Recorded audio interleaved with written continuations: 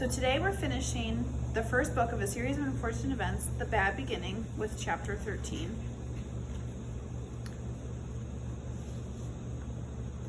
So if you don't remember from last week, Violet just signed her name to be married to Count Olaf with her left hand. Here's the picture of chapter 13. And now, ladies and gentlemen, Count Olaf said, stepping forward to address the audience, I have an announcement. There's no reason to continue tonight's performance, for its purpose has been served. This has not been a scene of fiction. My marriage to Violet Baudelaire is perfectly legal, and now I am in control of her entire fortune. There were gasps from the audience, and some of the actors looked at one another in shock. Not everyone, apparently, had known about Olaf's plan. That can't be, Justice Strauss cried. The marriage laws in this community are quite simple, Count Olaf said. The bride must say I do in the presence of a judge like yourself and sign an explanatory document. And all of you, here Count Olaf gestured out to the audience, are witnesses. But Violet is only a child, one of the actors said. She's not old enough to be married. She is her legal guardian, agrees, Count Olaf said. And in addition to being her husband, I am her legal guardian. But that piece of paper is not an official document, Justice Strauss said. That's just a stage prop. Count Olaf took the paper from Violet's hand and gave it to Justice Strauss. I think if you look at it closely, you will see it's an official document from City Hall. Justice Strauss took the document in her hand and read it quickly. Then, closing her eyes, she sighed deeply and furrowed her brow, thinking hard. Klaus watched her and wondered if this was the expression Justice Strauss had on her face whenever she was serving on the High Court. You're right, she said finally to Count Olaf. This marriage, unfortunately, is completely legal. Violet said I do and signed her name here on this paper. Count Olaf, you are Violet's husband and therefore in complete control of her estate. That can't be, said a voice from the audience, and Klaus recognized it as the voice of Mr. Poe. He ran up the stairs to the stage and took the document from Justice Strauss. This is dreadful nonsense. I'm afraid this dreadful nonsense is the law, Justice Strauss said. Her eyes were filling up with tears. I can't believe how easily I was tricked, she said. I would never do anything to harm you children, never. You were easily tricked, Count Olaf said, grinning, and the judge began to cry. It was child's play winning this fortune. Now, if you will all excuse me, my bride and I need to go home for our wedding night. First, let Sunny go, Klaus burst out. You promised to let her go. Where's Sunny? Mr. Poe asked. She's all tied up at the moment, Count Olaf said, if you'll pardon a little joke. His eyes shone as he pressed buttons on the walkie-talkie and waited while the hook-handed man answered. Hello? Yeah, of course it's me, you idiot. Everyone has gone according to plan. Please remove Sunny from her cage and bring her directly to the theater. Klaus and Sunny have some chores to do before they go to bed. Count Olaf gave Klaus a sharp look. Are you satisfied now? He asked. Yes, said Klaus quietly. He wasn't satisfied at all, of course, but at least his baby sister was no longer dangling from a tower. Don't think you're so safe, the bald man whispered to Klaus. Count Olaf will take care of you and your sisters later. He didn't want to do it in front of all these people. He did not have to explain to Klaus what he meant by the phrase, take care of. Well, I'm not satisfied at all, Mr. Poe said. This is absolutely horrendous. This is completely monstrous. This is financially dreadful. I'm afraid, however, Count Olaf said, that it's legally binding. Tomorrow, Mr. Poe, I shall come down to the bank and withdraw the complete Baudelaire fortune. Mr. Poe opened his mouth as if to say something, but began to cough. For several seconds, he coughed into a handkerchief while everyone waited him to speak. I won't allow it, Mr. Poe said, finally, gasping. I will not allow it. I'm afraid you have to, Count Olaf said. I'm afraid Olaf is right, Justice Strauss said through her tears. This marriage is legally binding. Begging your pardon, Violet said suddenly, but I think you may be wrong. Everyone turned to look at the eldest Baudelaire orphan. What did you say, Countess? Olaf said. I'm not your Countess, Violet said testily, a word which here means in an extremely annoyed tone. At least, I don't think I am. And why's that? Count Olaf said.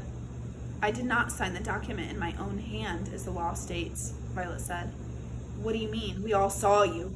Count Olaf's eyebrow was beginning to rise in anger.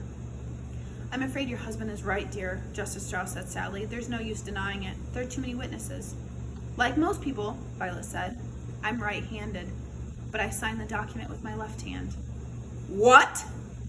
He snatched the paper from Justice Strauss and looked at his eyes. His eyes looked at it. His eyes were shining very bright. You're a liar, he hissed at Violet. No, she's not, Klaus said excitedly. I remember because I watched her left hand trembling as she signed her name. It's impossible to prove, Count Olaf said. If you like, I shall be happy to sign my name again on a separate sheet of paper with my right hand and then with my left. Then we can see which signature the one of the document most resembles.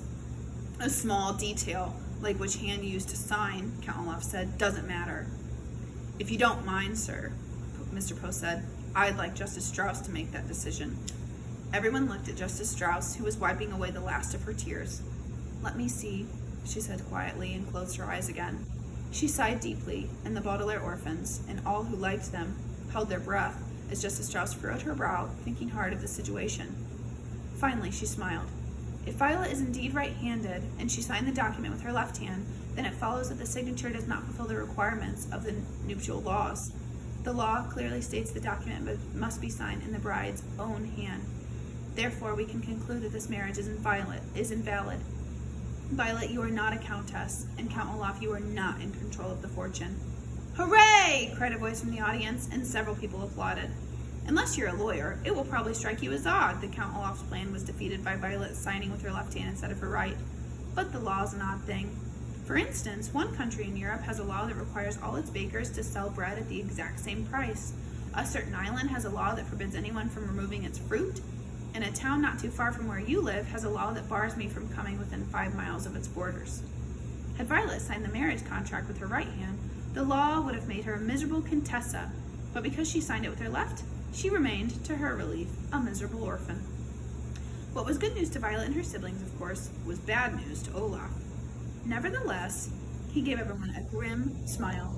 In that case, he said to Violet, pushing a button on the walkie-talkie, you will either marry me again, and correctly this time, or I will... Nepo! Sunny's unmistakable voice rang out over Count Olaf's as she tottered on stage towards her sibling, the hook-handed man following behind her, his walkie-talkie buzzing and crackling. Count Olaf was too late. Sunny, you're safe! Klaus cried and embraced her. Violet rushed over, and the two older Baudelaires fussed over the youngest one. Somebody bring her something to eat. She must be very hungry after hanging in a tower window all that time. Cake! Sunny shrieked. Arr! Count Olaf roared. He began to pace back and forth like an animal in a cage, pausing only to point a finger at Violet. You may not be my wife, he said, but you're still my daughter, and... Do you honestly think, Mr. Poe said in an exasperated voice, that I will allow you to continue to care for these 3 children after the treachery I've seen here? The orphans are mine, and with me they shall stay. There's nothing illegal about trying to marry someone. But there is something illegal about dangling an infant out of a tower window, Justice Strauss said indignantly. You, Count Olaf, will go to jail, and the 3 children will live with me. Arrest him, a voice said from the audience, and other people took up the cry. Send him to jail! He's an evil man, and give us our money back! It was a lousy play! Mr. Poe took Count Olaf's arm, and in a brief eruption of coughs, announced in a harsh voice, I hereby arrest you in the name of the law. Oh, Justice Strauss, Violet said. Did you really mean it? Can we live with you? Of course I mean it, Justice Strauss said. I'm very fond of you children, and I feel responsible for your welfare. Can we use your library every day? Klaus asked. Can we work in the garden? Violet asked. Cake! Sunny shrieked again, and everybody laughed. At this point in the story, I feel obliged to interrupt and give you one last warning. As I said at the beginning, the book you are holding in your hands does not have a happy ending. It may appear now that Count Olaf will go to jail and that the 3 Baudelaire youngsters will live happily ever after with Justice Strauss, but it's not so. If you like, you may shut this book this instant and not read the unhappy ending that's to follow. You may spend the rest of your life believing that the Baudelaires triumphed over Count Olaf and lived the rest of their lives in the house and library of Justice Strauss, but that's not how the story goes. For as everyone was laughing at Sunny's cry for cake, the important-looking man with all the warts on his face was sneaking toward the controls for the lighting of the theater. Quick as a wink, the man flicked the main switch off. The man flicked the main switch so that the lights went off, and everyone was standing in darkness. Instantly, pandemonium ensued as everyone ran this way and that, shouting at one another. Actors tripped over members of the audience. Members of the audiences tripped over theatrical props. Mr. Poe grabbed his wife, thinking it was Olaf. Klaus grabbed Sunny and held her up as high as he could so she wouldn't get hurt. But Violet knew at once what had happened and made her way carefully to where she remembered the lights had been. When the play was being performed, Violet had watched the light controls carefully, taking mental notes in case these devices came in handy for an invention. She was certain if she could find the switch, she could turn it back on. Her arms stretched out in front of her as if she were blind. Violet made her way across the stage, stepping carefully around pieces of furniture and startled actors. In the darkness, she looked like a ghost, her white wedding gown moving slowly across the stage. Then, just as she reached the switch, Violet felt a hand on her shoulder. A figure leaned in to whisper in her ear. "I'll get my hands on your fortune if it's the last thing I do," the voice hissed. "And when I have it, I'll kill you and your siblings with my own 2 hands. Violet gave a little cry of terror, but flicked the switch on. The entire theater was flooded with light. Everyone blinked and looked around. Mr. Poe let go of his wife. Klaus put Sunny down, but nobody was touching Violet's shoulder. Count Olaf was gone. "Where'd he go?" Mr. Poe shouted. "Where did they all go?" The Baudelaire youngsters looked around and saw that not only had Count Olaf vanished, but his accomplices, the wart-faced man, the hook-handed man, the bald man with the long nose, the enormous person who looked like neither a man nor a woman, and the 2 white-faced women, had vanished along with him. They must have run outside, Klaus said, while it was still dark. Mr. Poe led the way outside, and Justice Strauss and the children followed. Way down the block, they could see a long black car driving away.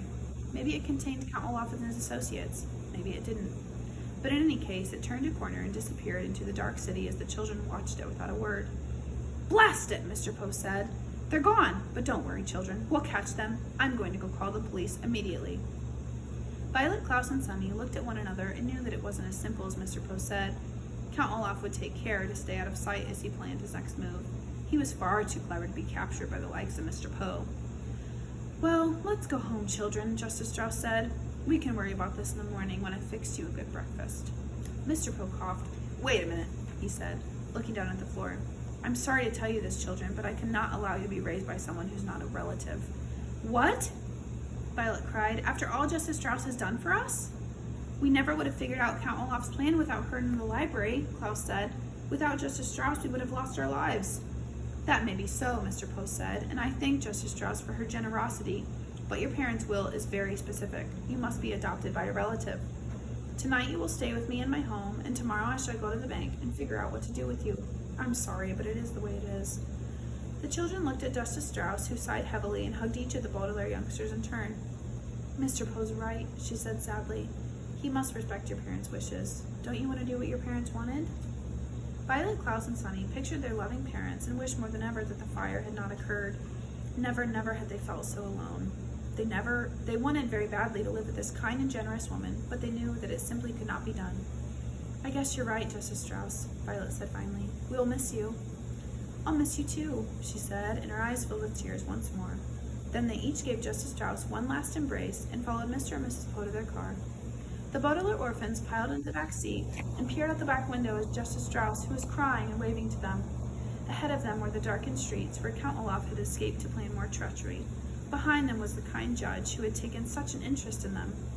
To Violet, Klaus, and Sunny, it seemed that Mr. Poe and the law had made the incorrect decision to take them away from the possibility of a happy life with Justice Strauss and toward an unknown fate with some unknown relative. They didn't understand it, but like so many unfortunate events in life, just because you don't understand it doesn't mean it isn't so. The Baudelaires bunched up together against the cold night air and kept waving out the back window. The car drove further and further away until Justice Strauss was merely a speck in the darkness, and it seemed to the children that they were moving in an aberrant, the word aberrant here means very, very wrong and causing much grief, direction. The end.